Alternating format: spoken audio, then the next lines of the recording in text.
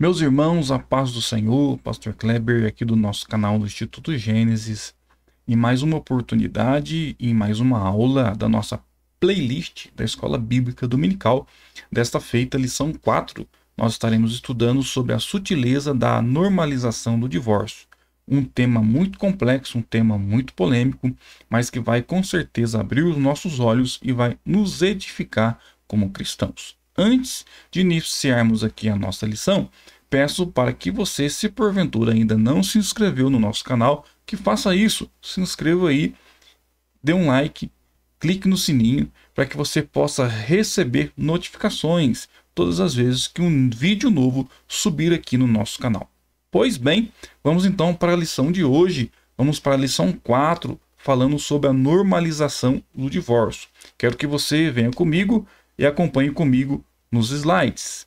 Então, lição 4, a sutileza da normalização do divórcio. O pastor Kleber Wood é esse que vos fala e nós estaremos a partir de então estudando esta importante lição. Nós temos por costumes iniciarmos então a nossa matéria com o texto áureo. E o texto áureo desta lição de hoje se encontra no Evangelho escrito por Mateus, no capítulo 19 e no versículo 6, que diz assim: Assim, não são mais dois, mas uma só carne. Portanto, o que Deus ajuntou, não separe o homem. Mateus 19, versículo 6. A verdade prática da lição de hoje nos diz assim: o padrão bíblico para o casamento é que ele seja heterossexual, monogâmico e indissolúvel. Mais uma vez, para que fique guardado dentro do seu coração esta verdade prática. O padrão bíblico para o casamento é que ele seja heterossexual, monogâmico e indissolúvel. Glória a Deus. Leitura bíblica que nós faremos, então, se encontra no Evangelho de Mateus, no capítulo 19, do versículo 1 ao versículo 9. Se você tem Bíblia aí perto de você, pegue-a na sua mão e acompanhe comigo. Se não, acompanhe os slides, porque aqui a palavra de Deus está diante de você e diz assim o texto bíblico. E aconteceu o quê? Concluindo Jesus esses discursos, saiu da Galiléia e dirigiu-se aos confins da Judéia, além do Jordão. E seguiram-no muitas gentes, e curou-as ali. Então chegaram ao pé dele os fariseus, tentando-o e dizendo-lhe: É lícito ao homem repudiar sua mulher por qualquer motivo? Ele, porém, respondendo, disse-lhes: Não tendes lido que no princípio o Criador os fez macho e fêmea? Observe aqui algo interessante nesses primeiros versículos do texto bíblico, onde os fariseus chegam até Jesus para questioná-lo acerca do divórcio. O objetivo deles era claramente incitar, colocar Jesus prensado contra a parede, vamos dizer assim, para que Jesus viesse a falar algo contrário àquilo que estava descrito na lei de Moisés. Só que enquanto eles vinham com a lei, dizendo, olha, está escrito na lei, Moisés permitiu, como é que funciona isso? Jesus, sábio como se só, ele os leva para antes da lei. Se você observar, eles questionam: é lícito ao homem repudiar sua mulher por qualquer motivo? Aí Jesus vai responder. Jesus respondendo vai dizer para eles: não tendes lidos que no princípio, então no princípio está se falando do livro do Gênesis, no princípio o Criador os fez macho e fêmea. Não existia a lei de Moisés ainda, mas Jesus já está levando-os para que pudessem pensar na lei em Gênesis, no princípio. Por quê? Porque um princípio é maior do que uma lei. Uma lei é menor do que um princípio. Então, enquanto os fariseus questionavam Jesus acerca da lei de Moisés, Jesus os levou ao princípio. E no princípio, o Criador os fez macho e fêmea. Olha que interessante o texto bíblico, vale a pena você pontuar isso. Vem comigo aqui na sequência da leitura. E disse: portanto, deixará o homem pai e mãe e se unirá à sua mulher, e serão dois numa só carne. Jesus falando do princípio. Assim não são mais dois, mas uma só carne. Portanto, o que Deus ajuntou, não separe o homem. Disseram-lhes, então, por que mandou Moisés dar-lhe carta de divórcio e repudiá-la? Então observe que os fariseus vão questionar Jesus de novo, dizendo, então por que Moisés deu carta de divórcio e mandou repudiá-la? Disse-lhes ele, Jesus responde, Moisés, por causa da dureza do vosso coração, vos permitiu repudiar vossa mulher, mas ao princípio não foi assim. Eu vos digo, olha Jesus dizendo, eu vos digo, porém, que qualquer que repudiar sua mulher, não sendo por causa de prostituição, e casar com outra, comete adultério. E o que casar com a repudiada também comete adultério. Então, nós temos alguns objetivos para a lição de hoje, e os objetivos são esses. Primeiro, expor o divórcio no contexto bíblico. Como que funcionava a questão do divórcio dentro de um contexto bíblico. Segundo, pontuar os aspectos legais e morais do divórcio. Vamos pontuar alguns aspectos na área da moral e na área da legalidade. Terceiro, refletir a respeito da prática pastoral com pessoas em situação de divórcio. Como que hoje nós, pastores, podemos trabalhar na prática com pessoas em situação de divórcio. Então, são esses os 3 objetivos principais que essa lição vai nos levar a pensar um pouquinho aqui. Tá bom, meus irmãos? Vamos para a introdução? A introdução nos diz assim: o divórcio é entendido como um ato por meio do qual o casamento é dissolvido. Então, o casamento é desfeito pelo divórcio. Nesse aspecto, o divórcio é a dissolução absoluta da aliança conjugal, tendo como resultado a anulação de seus efeitos civis. Então, o divórcio, ele faz com que o casamento se torne dissolúvel, ou seja, não passe a existir mais, tá bom? É uma aliança que se quebra. O divórcio é uma aliança que se quebra. Dependendo da cultura, dos pressupostos religiosos praticados e da motivação que levou à ruptura do casamento, a prática do divórcio pode permitir os cônjuges contrair um novo ou não casamento. Então, tudo isso precisa ser analisado, vai depender de alguns requisitos aí, de algumas situações, para que a gente possa avalizar um casamento novo ou não, tá bom? Então vai depender de algumas situações aí. A lição de hoje fará uma análise sobre o divórcio no contexto da cultura bíblica e contemporânea. Então, faremos uma análise da cultura bíblica e dos dias atuais. Por que isso? Observe. Devido à tendência contemporânea de vulgarizar o divórcio, tornando-o banal e normal, a lição de hoje, a presente lição, tomará como padrão aquilo que as escrituras sagradas ensinam sobre esse assunto. Então, o que vocês precisam prestar atenção aqui? Hoje em dia o divórcio ele é banalizado. Hoje em dia a situação de divorciar-se e contrair um novo casamento é algo normal para a sociedade, para aqueles que não são cristãos ou para aqueles que não têm um conhecimento bíblico. Então, se tornou tendência. É algo dos dias atuais, dos dias odiernos. Vulgarizaram a situação do divórcio. Por isso, a presente lição, a lição de hoje, a nossa proposta, a proposta da Escola Bíblica Dominical, é trazer dentro de um padrão bíblico um ensino correto, conforme ensina as Escrituras Sagradas. O que a Bíblia ensina sobre o divórcio? É isso que a lição quer nos mostrar e é isso que nós precisamos tomar atento para que possamos então ter uma diferença. A banalização, uma tendência contemporânea ou aquilo que a Bíblia ensina? Com qual eu fico? Com qual a igreja precisa entender? Vamos observar isso na lição de hoje. Volte comigo aqui para os slides e vamos continuar aqui.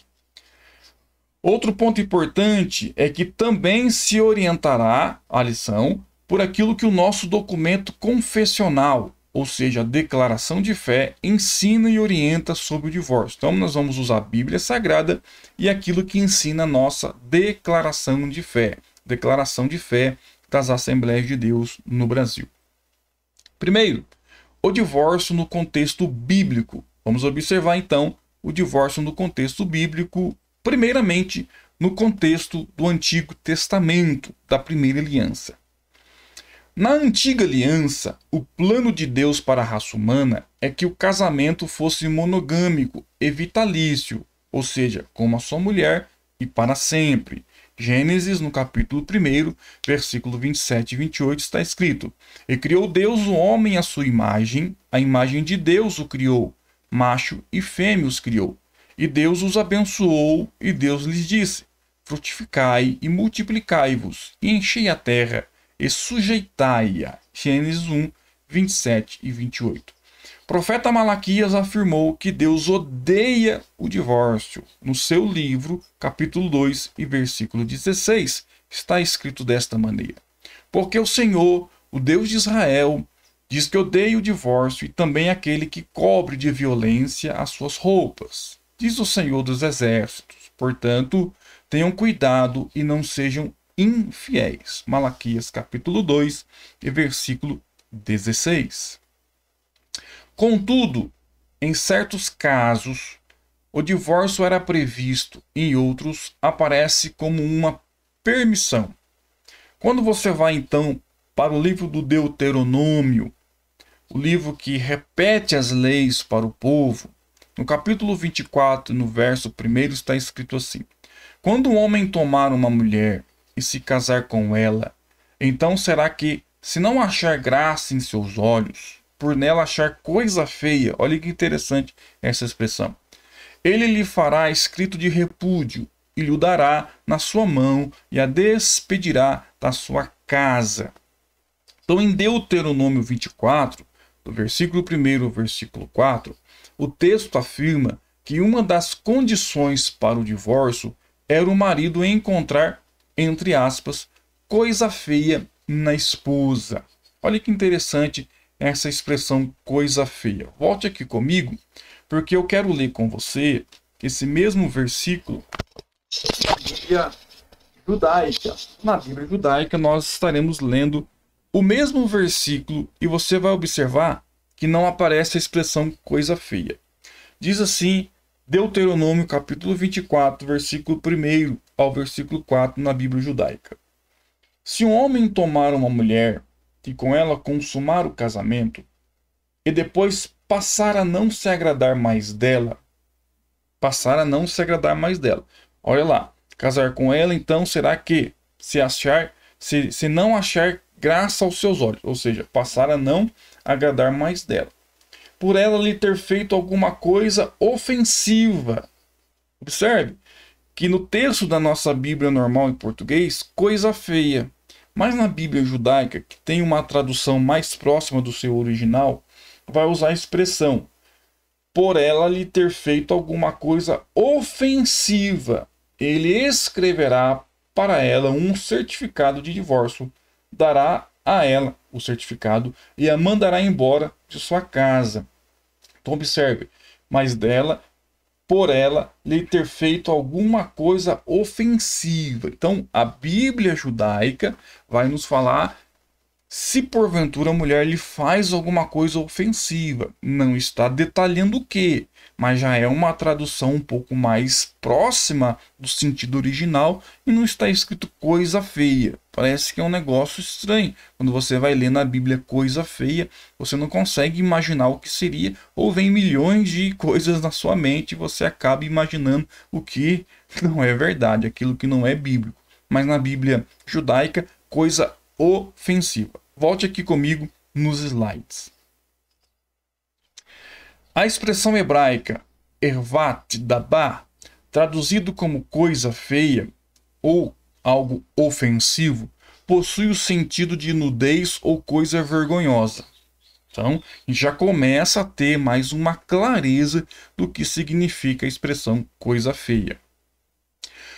O texto não especifica o que significa essa expressão, Isso deu margem para uma série de debates pelas escolas rabínicas, que a interpretavam de diferentes modos. Então, um texto um pouco obscuro, uma expressão um pouco obscura, que dentro do seu original vai falar de nudez ou coisa vergonhosa, algo ofensivo. Então, é uma expressão que não traz um contexto, uma certeza do que seria, fez com que, até mesmo na época dos rabinos, eles levassem para vários tipos de interpretações. Por quê? Porque fica vago, tá? Fica vago essa expressão coisa feia. No entanto, fica claro que não se tratava do adultério, que no tempo de Moisés era punido com a morte. Deuteronômio 22 e 22. Vamos observar aqui na Bíblia judaica, Deuteronômio 22 e 22. Deixa eu achar aqui. Deuteronômio 22 e 22, porque aí a gente consegue ter uma comprovação melhor daquilo que a lição quer nos passar, quer nos ensinar.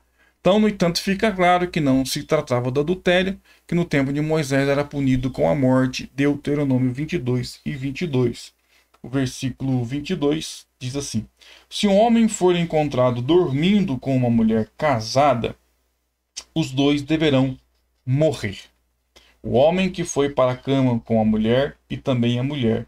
Desse modo, vocês eliminarão tamanha impiedade de Israel. Então, deveriam morrer. Esta era a lei em Deuteronômio 22 e 22. Fica claro também que após o divórcio, a mulher poderia se casar com outro homem e que nesse caso ela não estaria cometendo adultério, porque receber então a carta de seu primeiro marido repudiando, deixando com que ela fosse então embora. Só que tinha um detalhe, em outras palavras, em tal circunstância, o seu segundo casamento ele era legítimo, tá? Dentro desses dois contextos que a gente acabou de falar aqui.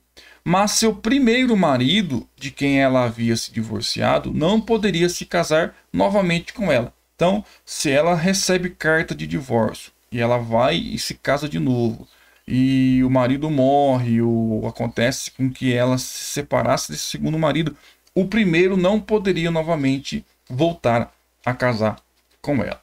Tranquilo? Como que funcionava então o divórcio no contexto do Novo Testamento? Como que funciona o divórcio no contexto do Novo Testamento? No texto de Mateus capítulo 19, Jesus mostra que o plano original de Deus é que o casamento dure para a vida toda. Mateus 19, versículos 4 a 6. Ele também rejeita todas as outras razões ou motivos dados pelos fariseus, de Mateus 19, de 7 a 9, para justificar o fim do casamento, inclusive a tal coisa feia citada na lei de Moisés, ou coisa indecente, ou algo ofensivo. Então Jesus, ele muda totalmente essa regra, ele faz totalmente diferente, ele está num debate com os fariseus que querem questioná-lo, que querem prensá-lo, e ele vai falar agora, trazendo-os de volta para os princípios de Deus estabelecidos, principalmente no livro do Gênesis. De acordo com Jesus, o único motivo que justifica a separação, o divórcio, é se um dos cônjuges praticou relações sexuais ilícitas.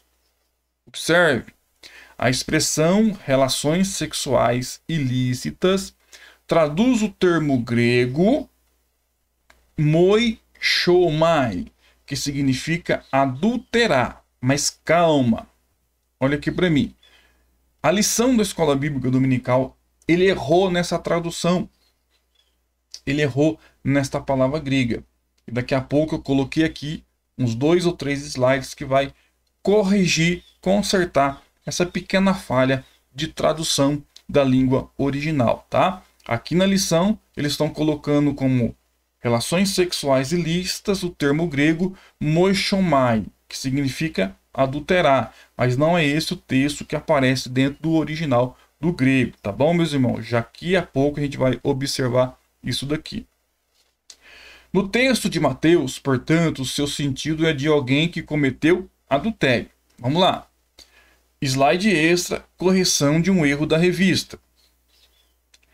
Eu, porém, vos digo, qualquer que repudiar sua mulher, exceto em caso de relações sexuais ilícitas, a expõe a tornar-se adúltera, e aquele que casar com a repudiada comete adultério. Mateus 5:32.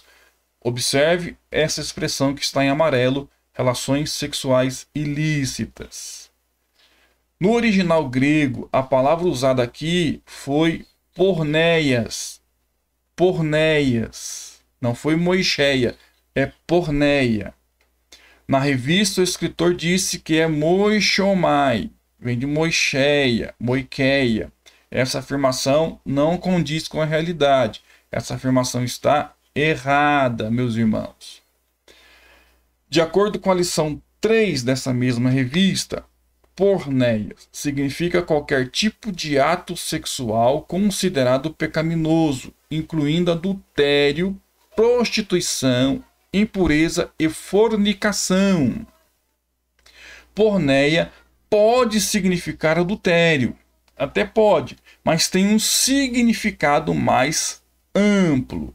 Quando os escritores do Novo Testamento querem falar de adultério, eles usam moiqueia e não porneia. Porneia é algo mais profundo. Porneia fala de prostituição, fala de impureza, fala de fornicação. Tá bom? Então Jesus ali, quando combate os fariseus, no texto bíblico, ele está falando de porneia e não de moiqueia.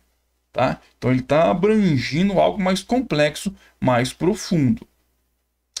Leia o trecho do livro de Ética Cristã de Norman Galen comigo. Olha só o que ele vai dizer explicando exatamente isso. Uma palavra grega diferente para designar o adultério é usada no Novo Testamento. Trata-se do termo grego moiqueia. Se Mateus tivesse a intenção de se referir a adultério, prática sexual ilícita envolvendo uma pessoa casada, ele teria usado essa palavra, e não infidelidade, o porneia. Mateus usa a palavra moiqueia quando escreve o adultério, Mateus 15:19, e formas do verbo moikeio, cometer adultério, várias vezes, Mateus 5:27, 28, 19, 18. Outros autores do Novo Testamento fazem uso regular das palavras moiqueia para descrever o adultério. Tem aí algumas referências bíblicas. Em algumas passagens, as duas palavras infidelidade, porneia, e adultério, moiqueia, são usadas de forma recorrente e distinta uma da outra. Por exemplo, Jesus disse, porque do coração é que saem adultérios, imoralidade sexual. Então, é uma correção de um erro da revista, só para que a gente possa dar sequência aqui. O que se depreende dessa passagem bíblica é que Jesus estava dizendo que o divórcio feito por razões outras, que não o adultério, não dissolve o casamento aos olhos de Deus. Então, olha aqui para mim, meus irmãos. O que Jesus nos ensina na Bíblia, no contexto do Novo Testamento, é que o divórcio feito por várias razões diversas, não sendo por adultério, não dissolve o casamento aos olhos de Deus. Vocês conseguem pensar nisso? E o tamanho, a dimensão dessa problemática dentro do contexto cristão dos dias atuais? Qualquer outro tipo de razão para tentar desfazer um casamento não é válido, a não ser o caso do adultério. Olha só, que perigoso isso, meus irmãos. Hoje nós estamos vivendo a banalização, a normalização do divórcio, onde qualquer coisa é motivo para se divorciar. Jesus está sendo explícito que se não for por causa de adultério, nenhuma outra razão te libera do seu casamento. E isso nós precisamos ensinar à igreja, porque nós estamos observando uma onda de casamentos, vamos dizer assim, de divórcios de uma forma extraordinária. Isso não é normal no meio cristão. Dizendo isso de outra forma, alguém que sofreu uma traição conjugal tem direito a um novo casamento. Contudo, se a motivação não foi a infidelidade conjugal e ele se casar com outra, comete adultério. É isso que nós precisamos entender. Então, observe o slide. Aquele que sofreu uma traição conjugal tem direito a um novo casamento. Contudo, se a motivação não foi a infidelidade conjugal, ele não pode casar de novo. Então nós precisamos entender isso, nós precisamos ter isso em mente. Você tem o direito se você sofreu uma traição. Mas se não foi essa a motivação, se não foi essa a motivação do seu desfazer do casamento, se não foi por causa dessa infidelidade conjugal, você não pode casar de novo. E se casar de novo, comete adultério. E quem casou com você comete adultério. Veja como é complexo essa situação. Veja como é complexo essa situação. A declaração de fé das Assembleias de Deus reconhece a legitimidade de um novo casamento quando o motivo do fim do primeiro casamento foi o adultério. Ela vai entender isso. Ela vai compreender isso. Então, eu quero que você olhe aqui para mim. A própria declaração de fé das Assembleias de Deus entende a legitimidade de um novo casamento quando o motivo do fim do primeiro casamento foi o adultério. Mas só para aquele que foi traído. Só para aquele que sofre a traição. Não, nunca, em hipótese nenhuma, para aquele que trai. Então, para aquele que trai, ele não pode casar de novo. Porque se ele casar de novo, quem casou com essa pessoa está cometendo adultério. São coisas que parece que não se fala mais na igreja hoje. Então, somente aquele que sofreu a traição tem a liberação dada por Jesus para contrair um novo casamento. Mas a pessoa que trai, ela não pode casar de novo. Ah, pastor, mas passou 50 anos, se arrependeu. Não vai casar de novo. Ela vai ter que ficar sozinha. Porque se ela casar de novo, ela está cometendo adultério, está levando uma outra pessoa também a cometer adultério. Isso fica muito bem claro para nós aqui nesta oportunidade de aprendermos com essa lição. Então, de novo, a declaração de fé das Assembleias de Deus reconhece a legitimidade de um novo casamento quando o motivo do fim do primeiro casamento foi o adultério. Ponto. Perfeito. Só que aquele que adulterou, aquele que foi o causador do adultério, este não pode casar de novo. Porque vai levar a uma outra pessoa, juntamente com ela, a adulterar.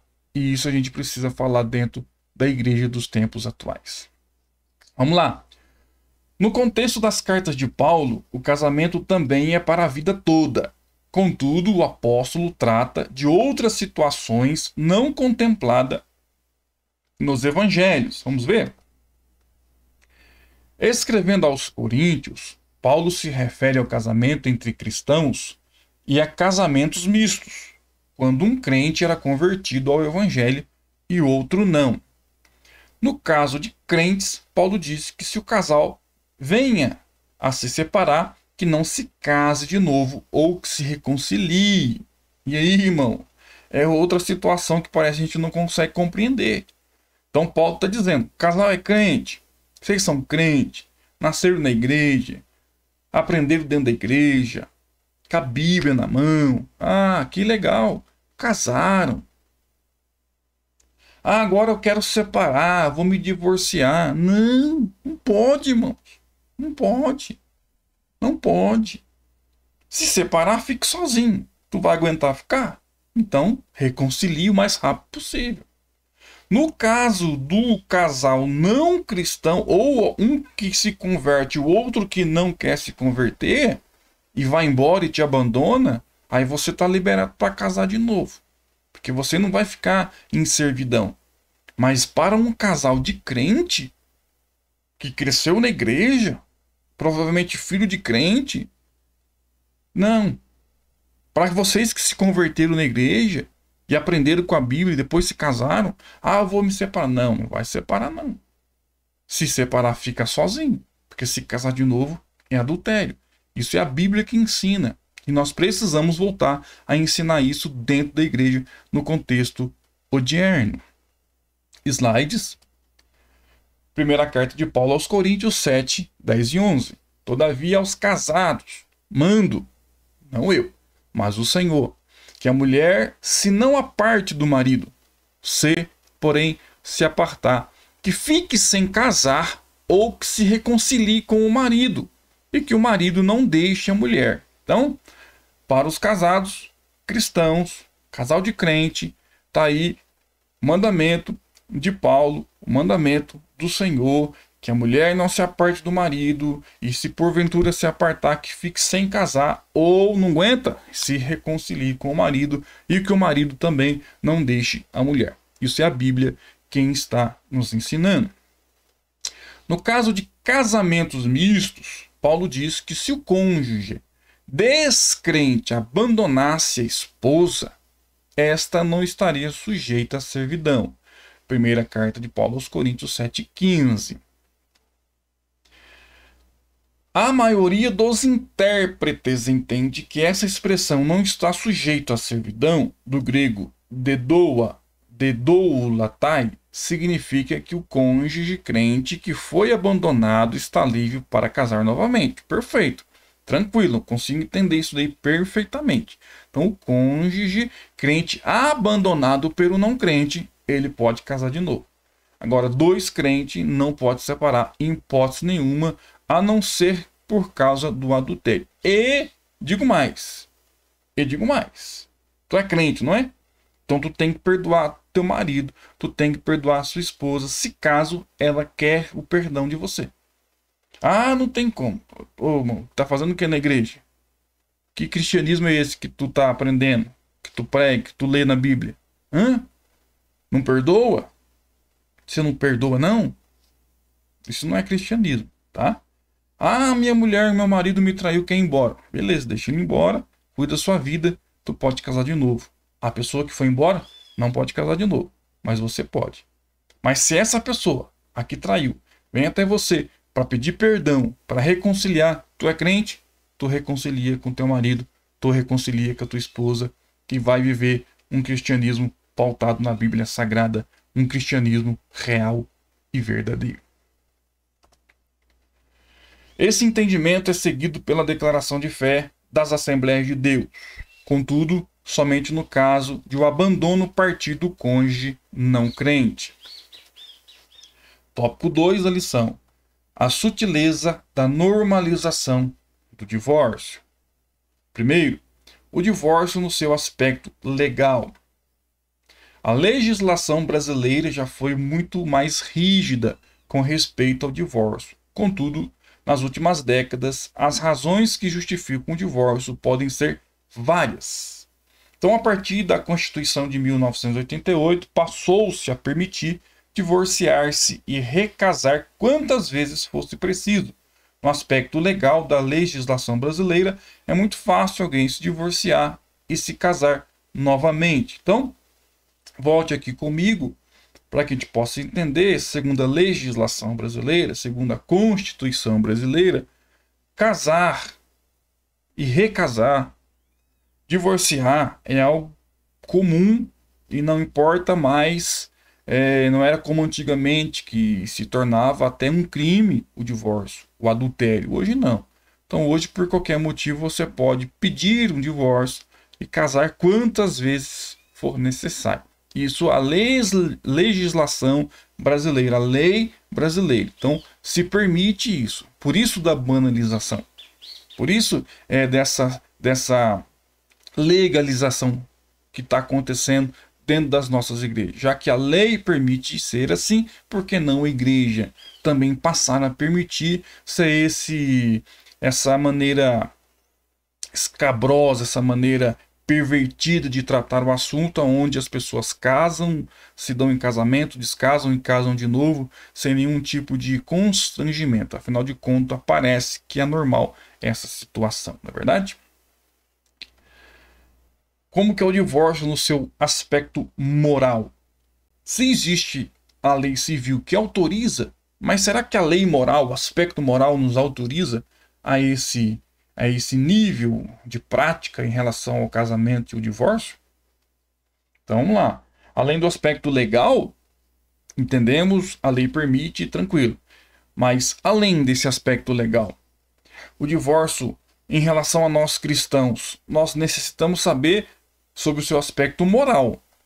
Então tá, para um descrente, qualquer razão ou motivo justifica a prática do divórcio e um novo casamento. Mas o cristão deve perguntar-se a si mesmo todas as vezes que isso porventura vier a tentar contra você ou dentro do contexto da igreja, o cristão deve pensar: é moral isso? Legal, eu sei que é, mas é moral para mim, cristão, me divorciar e posteriormente contrair um novo casamento? É moral? O Estado garante seu aspecto legal. Contudo, a Escritura define seu aspecto moral. O Estado diz legal, mas a Bíblia diz não legal. Trocar a esposa por uma mais jovem ou abandonar o marido por um mais rico e famoso são práticas normais no mundo e que contam com o amparo legal do Estado, normal para o mundo. Contudo, isso é moral para o cristão? Uma pergunta. O crente pode fazer isso? Uma outra pergunta. No caso de pastores, além do aspecto legal, deve-se levar em conta, sobretudo, o aspecto moral do divórcio. Malaquias 2:15. Deus odeia o divórcio. Alguns se divorciam, mas nunca deveriam ter feito. Há um preço alto para se pagar. Aqueles que se arriscam a desobedecer a palavra de Deus forçosamente terminam machucados. E isso é notório, está diante dos nossos olhos. Famílias destruídas que não conseguem se reconciliar, que não se estruturam de novo. Famílias, filhos totalmente contaminados e psicologicamente abalados porque foi feito algo contrário à palavra de Deus. 3. O divórcio e a prática pastoral. Vamos lá? A pessoa do divorciado. Ou a divorciado, é uma pessoa e como tal deve ser vista. Quem passou por um processo de divórcio sabe quão traumático isso é. Beleza, tranquilo, nós compreendemos isso perfeitamente. Sentimentos de rejeição, medo e abandono muitas vezes continuam presentes na vida de quem passou por uma separação. São algo que vai ficar marcado dentro do coração, dentro das emoções dessa pessoa, do divorciado ou da divorciada. Por isso, nós precisamos ficar atento a essa situação e observarmos e tratarmos essa pessoa dentro da igreja. Isso fica mais complexo quando existem filhos gerados no relacionamento. A alienação parental é uma tentação, mas nunca a forma mais adequada para ser buscada. Então, divorciados devem obter aconselhamento pastoral e concomitantemente o acompanhamento psicológico não deve ser negligenciado. Então, a pessoa do divorciado vindo à igreja precisa receber o conselho do pastor e, se possível, buscar um psicólogo para tratar todos os traumas que ficou por causa da separação, por causa do divórcio. E como faremos e como trataremos o divorciado como cristão? Vamos lá. Outra coisa acerca de quem passou por um processo de divórcio diz respeito à sua condição de membro da igreja. E quando acontece isso com um membro da igreja, como que é o procedimento? Talvez esse seja um dos principais desafios pastorais da atualidade. Por isso o tema tão relevante, tão primordial para os dias de hoje. Por quê? Porque são desafios da atualidade. Os pastores são desafiados dia a dia a tratar com essa questão.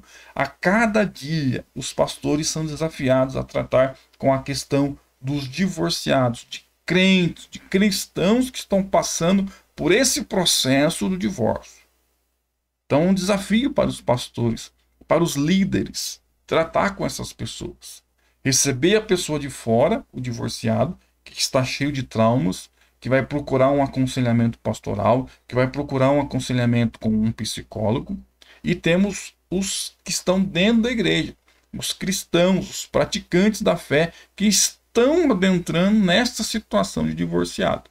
Precisamos tratar isso, e isso se torna um desafio para os dias atuais. Os casos de divórcio se multiplicam e as razões que os motivaram nem sempre são bíblicas. Aí que entra o X da questão. Os casos de divórcio se multiplicam e as razões que os motivaram nem sempre são bíblicas. Cada situação deve ser analisada com cuidado, de forma que o divorciado não deixe de ser visto como alguém amado por Deus. Concordo plenamente com o autor da lição. Cada situação deve ser analisada com cuidado, de forma que o divorciado não deixe de ser visto como alguém amado por Deus. Mas observe que os casos estão se multiplicando e as razões para o divórcio nem sempre são bíblicas. É aqui que pega. É aqui que a gente precisa atacar, trazer solução. Principalmente quando a gente fala de namoro com os jovens da igreja. Não dá para permitir, irmão, que adolescentes, jovens de 14, 15, 16 anos namorem dentro da igreja. Não pode isso acontecer. É uma falha dos pais e é uma falha de muitos líderes que têm permitido isso.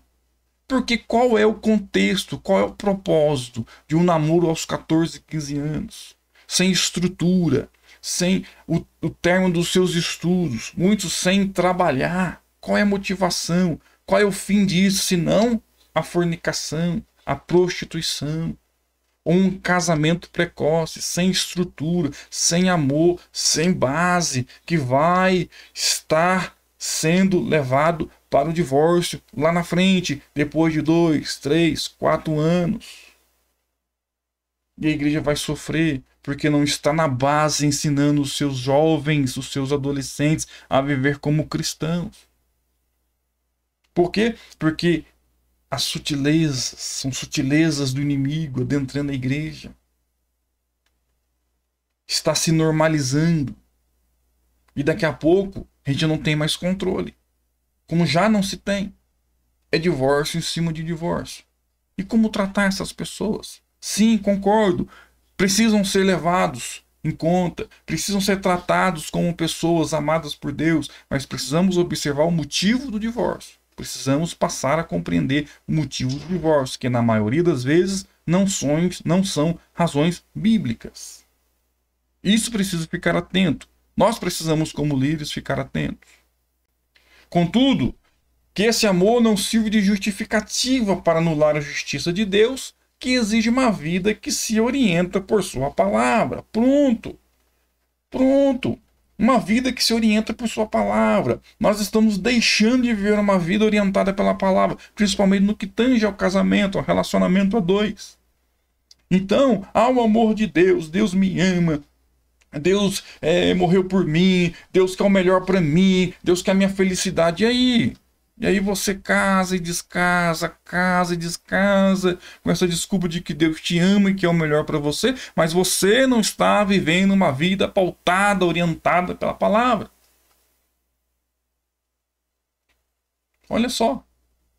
É isso que nós precisamos pensar. É isso que você, aluno da escola bíblica, obreiro da casa de Deus, precisa pensar. Conclusão. E vamos terminar esta lição de hoje. Vimos nesta lição o divórcio sob a perspectiva de diferentes culturas e em diferentes contextos. Observamos que na atualidade há uma tendência entre os cristãos de enxergarem o divórcio com normalidade.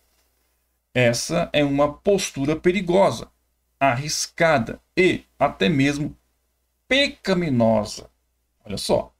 Isso porque as Escrituras contêm princípios e preceitos que moldam os relacionamentos humanos. O casamento é uma instituição divina que reflete o ideal de Deus. Portanto, devido nossa condição de pecadores, o divórcio deve ser visto como uma anormalidade desse ideal divino. Então, meus irmãos, é isso. Essa é a lição 4 da nossa escola bíblica dominical. Então, o divórcio, sob a perspectiva de diferentes culturas, foi analisado em diferentes contextos, mas o que vale pincelarmos aqui e observarmos é que na atualidade há uma tendência entre nós cristãos de enxergarmos o divórcio com normalidade. Isso é perigoso, que isso possa ser mudado, que isso possa ser modificado dentro do nosso contexto, dentro do contexto das igrejas. Que nós líderes, que nós pastores, passemos a ensinar, a pregar desde a base, desde os nossos adolescentes, desde os nossos jovens. Passemos a ensinar e a dizer para os nossos jovens que casamento é um só. Que Deus abençoe você e até o próximo vídeo, querendo Deus. Shalom, paz e prosperidade.